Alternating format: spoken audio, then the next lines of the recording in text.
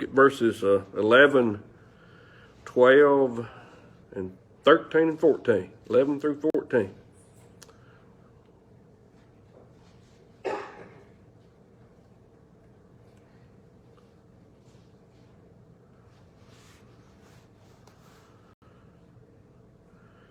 Well, let's look at verse number 11. For the Son of Man is come to save that which was lost.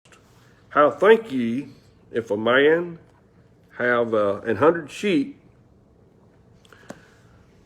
and one of them be gone astray, doth he not leave the 99 and goeth into the mountains, and seeketh that which is gone astray? And if so be that he find it, verily I say unto you, he rejoiceth more of that sheep than of the 99 which went not astray. Even so, it is not the will of your Father which is in heaven that one of these little ones should perish. So as we look back there to verse number 11, if you've got a different translation of the Bible, you may not have Matthew 18, verse 11. And if you do, it may be in the footnotes, or it may be in brackets there, because in some manuscripts that particular verse is not there. Some time back, I didn't look up the actual date of this, but we were over in Luke 15 several years ago, and J. Vernon McGee, although this seems to be talking about the same thing, he points out some differences in it. If you'll turn over with me to Luke 15 for just a minute, I want to point out a few differences in it. Kind of starts out the same way. Verse 4 of Luke 15 says, what man of you having 100 sheep, if he lose one of them, does not leave the 99 and go in the wilderness and go after that which is lost until he find it? The difference J. Vernon McGee says about these two is that in Luke 15, the emphasis is upon finding the lost. In Matthew 18, it is saving the lost.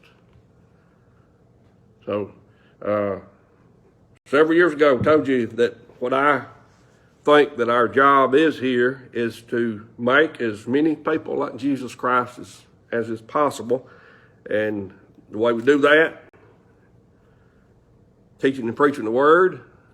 Now, remind you about this story.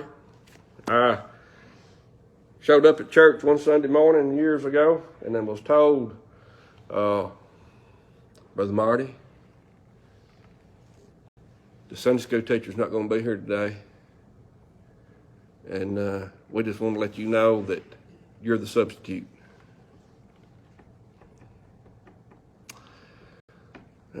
That'd been nice to know on Wednesday night or on Saturday night, not at 10 o'clock on Sunday morning. So they said, we know, we're going to help you out. Read some stuff out of this book right here. We like to hear stuff out of this book. And that book had a lot of good stuff in it. But here was the problem about it. It wasn't God's Word.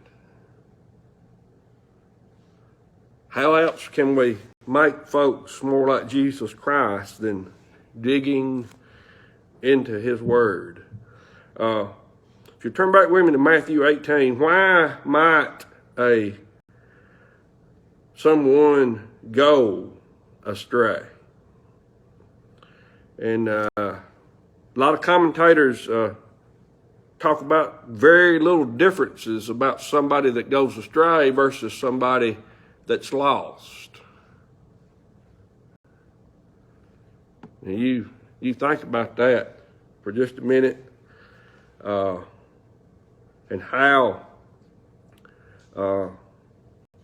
we've talked, as we come through Matthew, we talked about the wheat and the tares, that you couldn't tell the difference.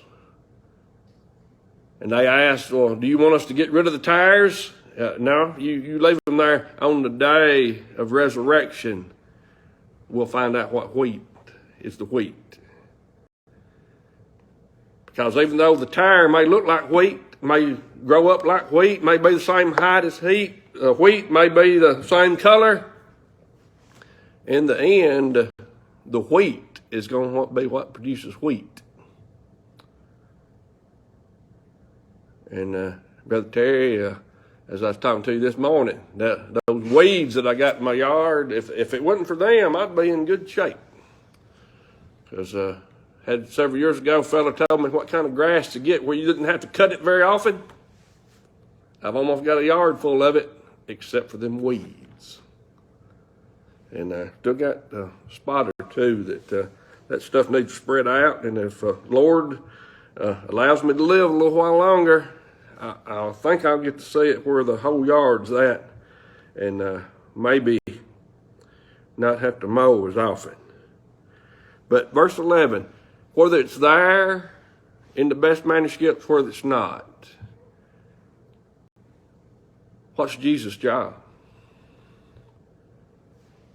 His job is to save those who were lost. That's why he went to the cross, to provide the way. Book of John puts it this way: for God so loved the world that he gave his only begotten Son, that whosoever believeth in him should not perish but have everlasting life, would not be lost. So then he talks to him about a shepherd. Who's the shepherd take care of? All 100 sheep. But what if one goes astray? Now, most of y'all have heard my goat story. This ain't talking about, I'm not talking about sheep right now, I'm talking about goats. Watching these videos, this guy up in Tennessee goes out and finds these junk cars and brings them back to life, and it's just fascinating to me. He lives on the farm, got goats everywhere. And on the new one today, he made the comment, I put this goat in his cage and he keeps finding a way out. And that's exactly how my goats were. One found the way, taught all the others how to get out. Now, let's talk about sheep just a minute. Just because we might think little lamb is just so beautiful, so pretty, sheep, I guess after it's sheared, looks all right. How cute they are. Just know this. It's not a compliment to be called a sheep. Mother bought a book several years ago. I think it's by a fella by the last name of Keller. And he spent a lifetime, or part of his life, studying sheep. And one of the books she bought, I think it was 2 of them, they're at my house. Shepherd's Look at Psalm 23 was one of them. Sheep ain't the smartest animals on the face of the earth. If a sheep goes out and goes astray, you're going to have to go get it. It's not smart enough to find its way back. Protection is with the group. Why would a sheep wander off? Well, several different reasons. We'll talk about some of them for just a minute. But who does the shepherd protect? His goal is to protect all.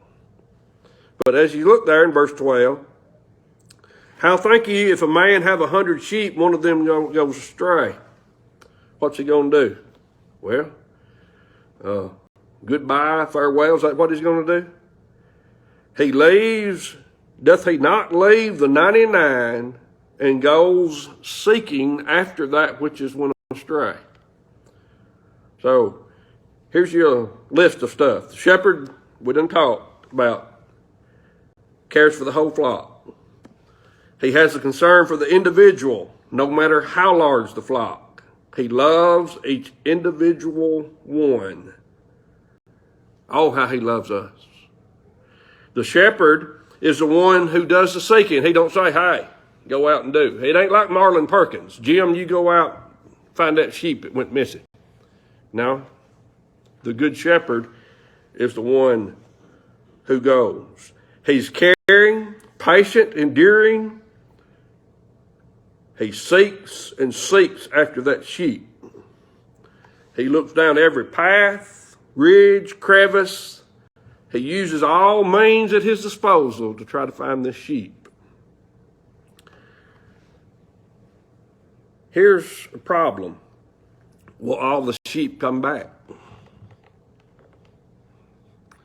Sadly, no. For various reasons. World comes in. What the world's got to offer seems better than what the shepherd has to offer, and they stay where they're at. Attracted by something that's out in the world. But, as I said, sheep aimlessly wandering around, trying to find, disregarding the shepherd's warnings, goes out on their own, and not attached enough to the shepherd or to the other sheep to stay where protection is. Now, a couple of verses we want to look at. One of them is in Hebrews 10:25. I quote it to you, but I want you to see tonight what we're looking at. Hebrews 10:25.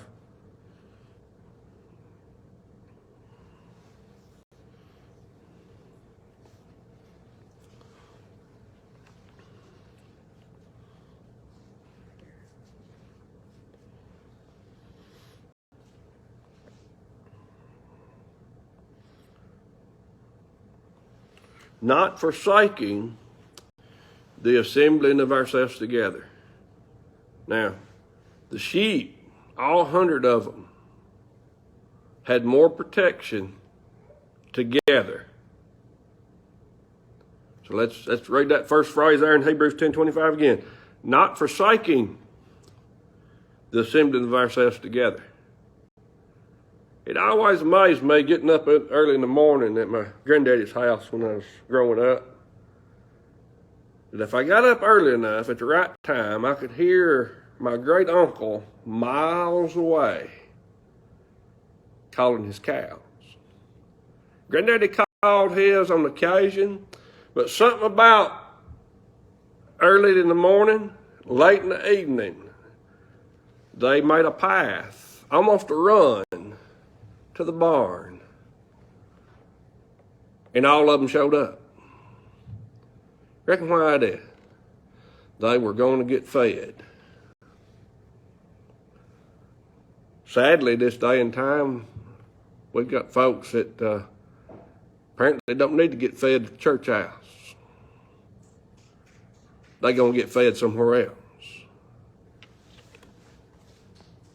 Not forsaking the assembling of ourselves together, as the manner of some is, but exhorting one another. Went to visit this gentleman several years ago, Amy and I did, who had quit coming to church. And he was one of them that wasn't going to come back.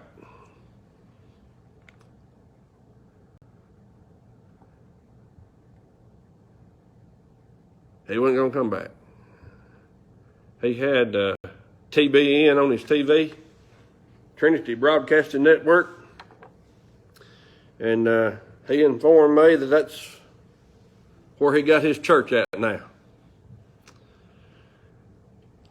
And I didn't bother asking him if how exhorted he got when that guy reached through the TV and shook his hand, patted him on the back.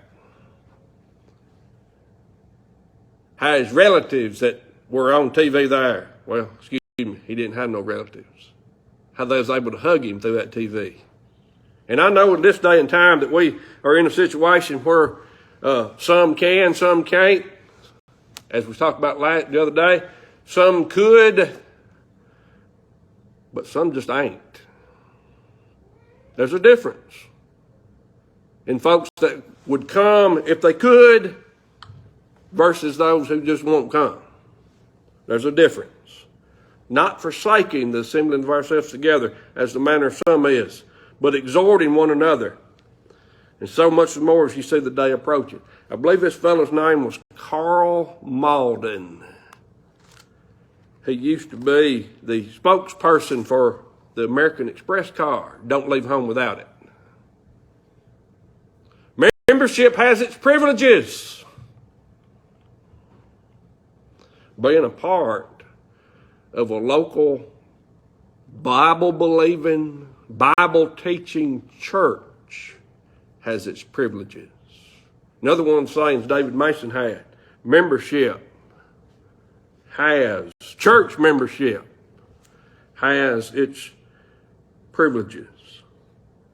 So something out in the world attracted them. Maybe they got their feelings hurt. Maybe this happened. Maybe this didn't happen. But something has gotten away. Stumbling block. You remember back up in the first several verses of chapter 18. Don't lay down a stumbling block.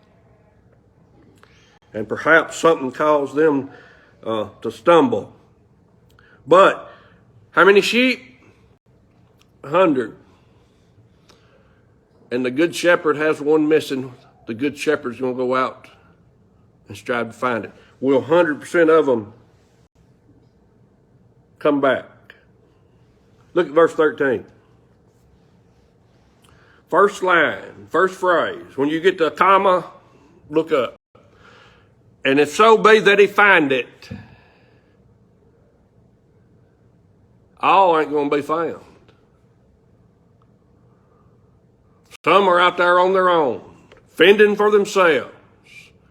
The good shepherd's gone out to try to find it, calling, seeking. And if so be that he find it, all of them ain't going to be found. Some are lured away by something. You ever had an animal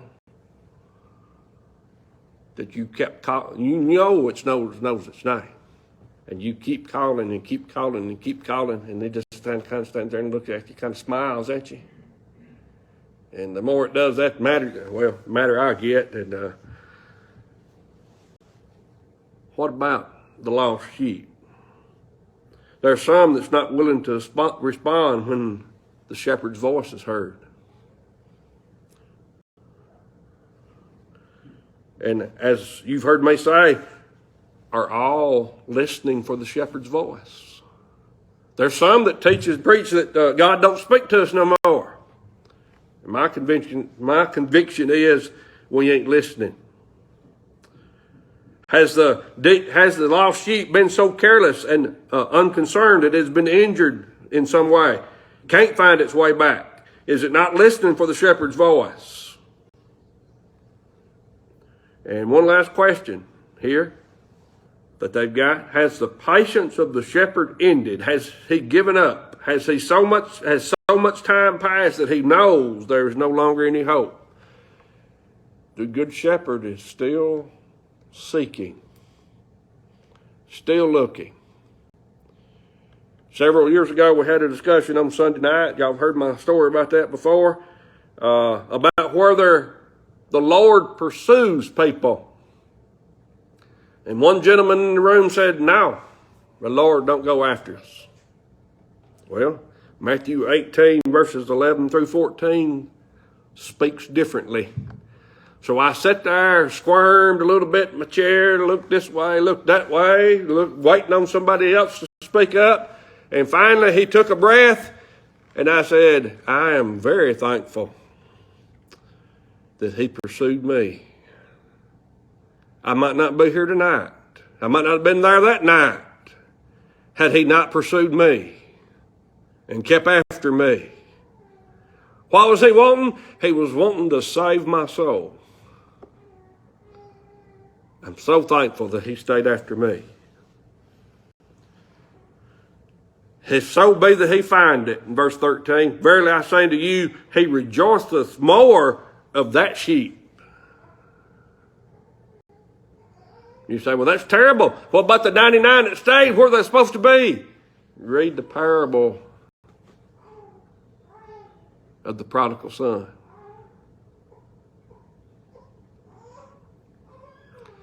Most of the time, it's all about attitude. William James, I don't know if he's a Christian or not, but I learned this. I shared this with you, I think, a couple of weeks ago. The greatest discovery of our generation is that human beings can alter their lives by changing their attitudes of mind. As you think, so shall you be. Medical people will tell you that. If you've got a good outlook on life, recovery is going to go much better. If you've got a sad, I ain't going to get over it. Recovery is going to take a long time, more than likely.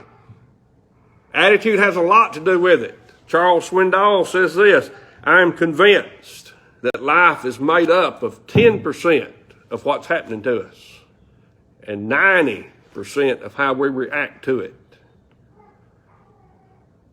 A lot of folks, and I'm included sometimes, I'm trying to overcome it. My feelings are on my sleeve, on my pants leg. And if somebody steps on my pants leg, steps on my shoe, it was hard for me to get over it.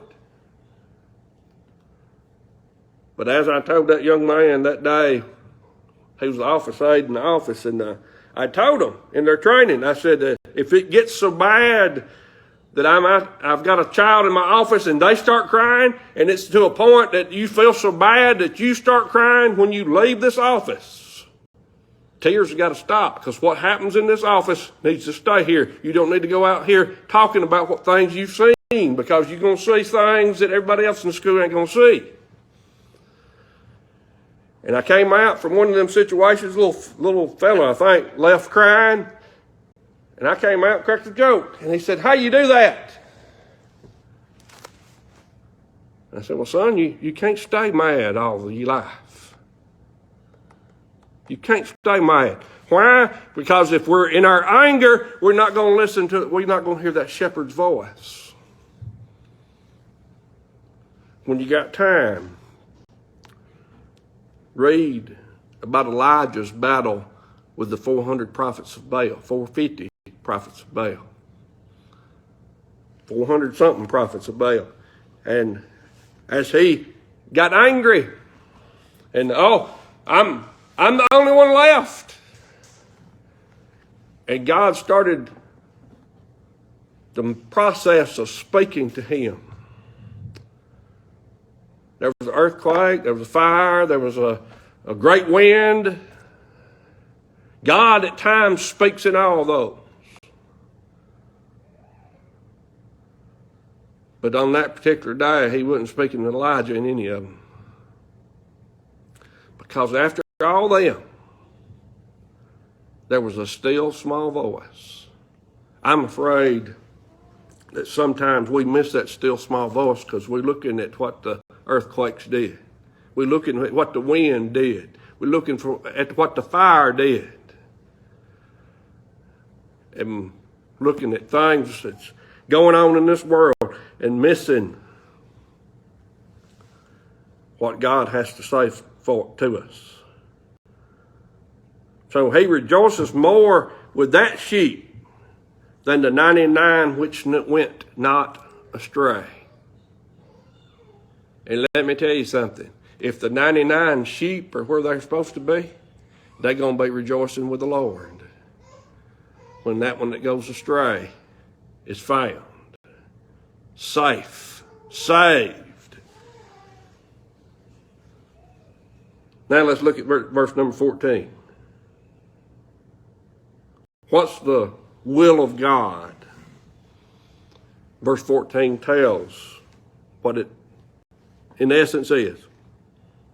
Even so, it is not the will of your Father which is in heaven that one, not even one, of these little ones should perish.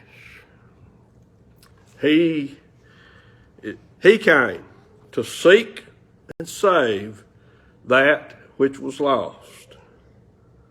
A couple of places we want to turn, then we're going to close tonight. 1 Timothy chapter 2. If you'll look over here with me, verse number 4.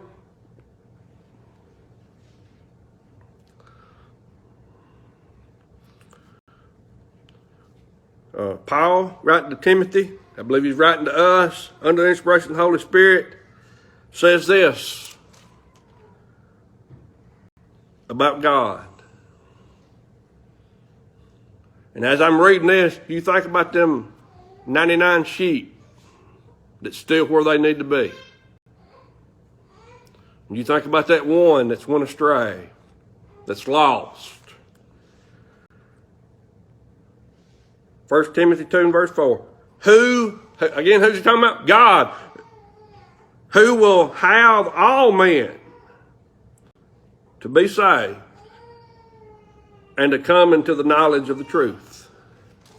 Most of my life, church life, I've heard testimony services where folks say, I'm so glad that I'm in the will of God. For a while, I was not in the will of God. I'm so proud that today that I'm in the will of God. Well, what is the will of God? Let me tell you where it starts. It starts with a relationship with Jesus Christ. So he wants all to be saved. That's what he said about the sheep. He don't want even one, to perish. Now look over with me to 2 Peter 3 in verse number 9.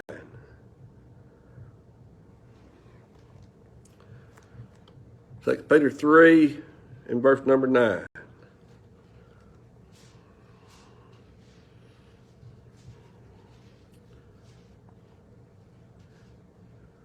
Peter, under the inspiration of the Holy Spirit, says pretty much what Paul wrote to us in 1 Timothy 2. The Lord is not slack concerning his promise, as some men count slackness, but is long-suffering to usward. I'm glad that he's long-suffering to meward and to usward. That he goes out and seeks those who've went astray. When's he quit?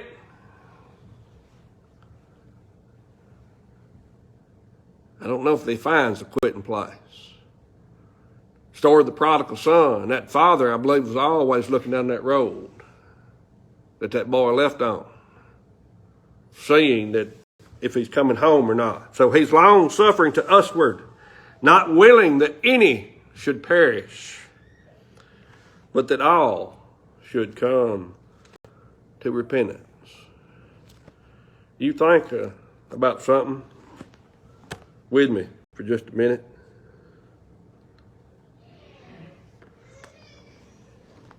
The Bible says that the government, and some people have the government way up here.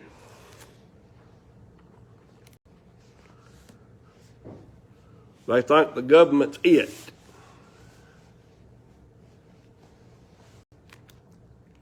Let me tell you what the Bible says about the government. It says that the government shall be upon his shoulder. The important government will be upon his shoulder.